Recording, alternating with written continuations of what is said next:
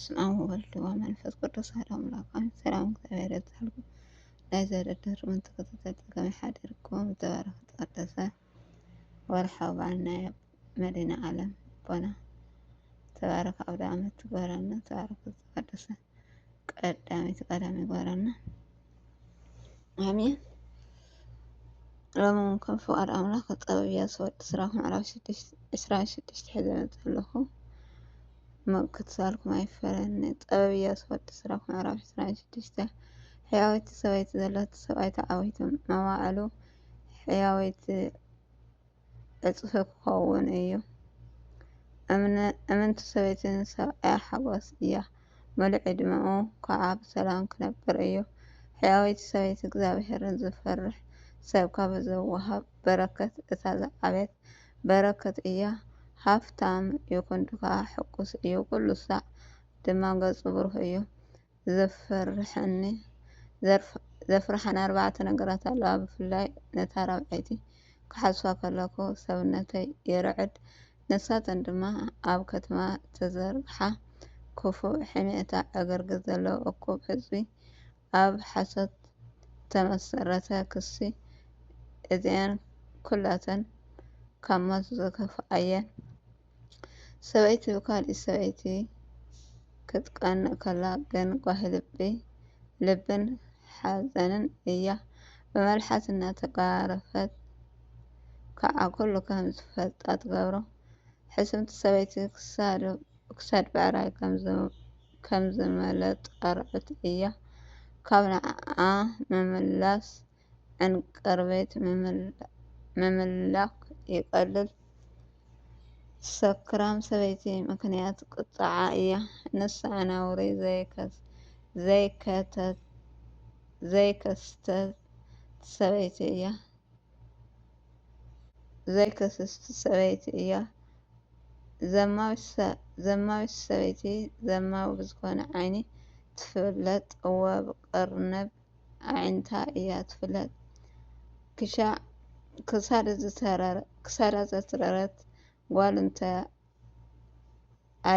ኣላትካ ንናፅነት ኣብ ጉድኣት ከይትውዕል ብፅኑዕ ሓልዋ።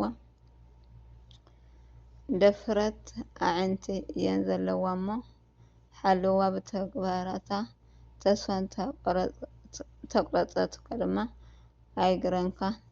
ከምቲ ብፅምኢ ማይ ተሓሊሉ ገያሻይ ኣብ ጥቃኡ ዝፀንሐ ዝረከበ ማይ ዝሰቲ ንሱ እውን ኣብ ቀድኡ ኮፍ ኢሉ ሰለፍ ኣውዲቁ ንዝኾነ ሰብ ከይትእንግድ ሓልዋ። ሰለፍ ኣውዲቃ ንዝኾነ ሰብ ከይትእንግድ ሓልዋ።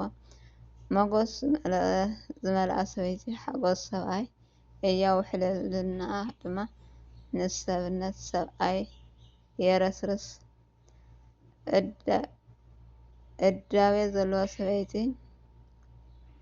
እግዚኣብሔር ዝዓደለካ ውህብቶ ኣምላክ እያ። ብርግፅ ንስሩዕ ሰብ ዝወዳደሮ የልቦን። ለባም ሰበይቲ ንሓደረት እያ እትኩላዕ። ንፅህንኣ ዝሓለወ ሰብ መመዘንቲ የብሉን።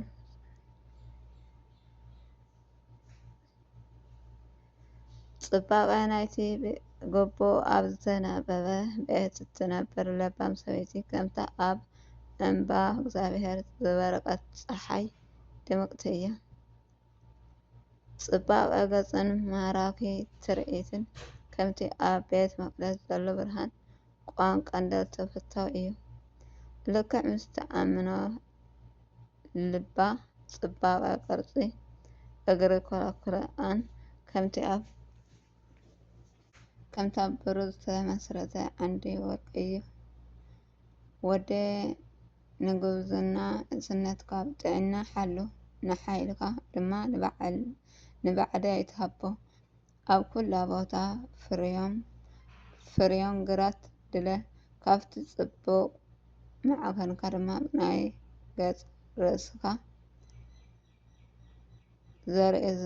ዝርኣዮ ሻዑ ደቅካ በቲ ፅቡቅ ወለዲኦም ተኣሚኖም ክነብሩ እዮም። ዓበይቲ ሰባት እውን ክኾኑ እዮም። እታ ኣመንዝራ ሰበይቲ ከም ትፋእ እያ። እታ ውሽማ ዘለዋ መርዐውቲ ሰበይቲ ድማ ንፈታዊኣ ሞት ተምጽአሉ።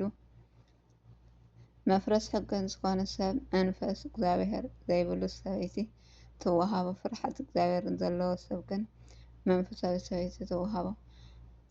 እታ ዘይትፈርስ ሰበይቲ ንገዛእ ርእሳ ዝወረደ ተግባር ትዘውር። ሓፋር ጓል ግን ምስ ሰብኣያ ከይተረፈ ትሓፍር። እታ ጠባይ ኣራዊት ዘለዋ ሰበይቲ ከም ዋዕሮ እያ። ሓፋር ሰበይቲ ግን ንእግዚአብሔር ትፈርሖ። እታ ንሰብኣያ ክብሪ ትህብ ሰበይቲ ለባም ከም ዝኾነ ኩሉ ይፈልጣ። ብትዕቢት ተነፊሓ እንተደኣ ኣውሪዳቶ ግን መንፈስ እግዚአብሔር ከም ዘይብላ ኩሉ ክፈልጣ እዩ። እታ ሕያወይቲ ሰበይቲ ዝእቱ ተዓዊቱ መዋዕለ ዕድመ ዕፅፊ ክኸውን እዩ። እታ ዓዊላ እትዛረብ ለፍላፊትን ሰበይቲ ከምቲ ንመለኮት ውግእ ዝነፍሕ መለኮት እያ። ከምዚ ዝበለት ሰበይቲ ዘእቱ ሰብኣይ ከዓ ምሉእ ህይወቱ ኣብ ውግእ ይነብር። ዘጉህያኒ ሰለስተ ነገራት ኣለዋ።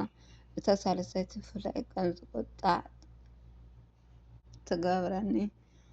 ኣዒንተይ ቀኒሰ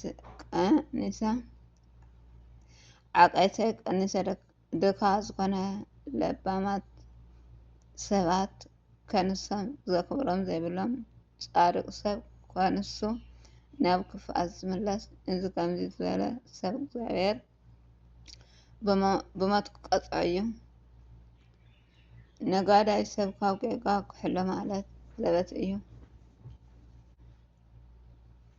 መላሳይ ሰብ እውን ካብ ኃጢአት ንጹህ ክኸውን ኣይክእልን እዩ ይብለና እቲ ቃል። ስለ ቃሉ ናይ ቃል ባለቤት እግዚአብሔር ኣምላክ እግዚአብሔር ምስለን ይኩን።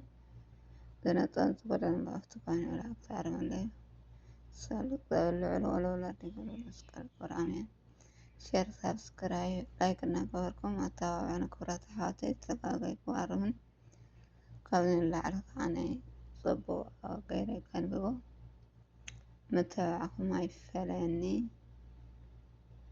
ኣሜን። መስቀል እግዚአብሔር ልዑል ወለወላድ መስቀል ክቡር ኣሜን።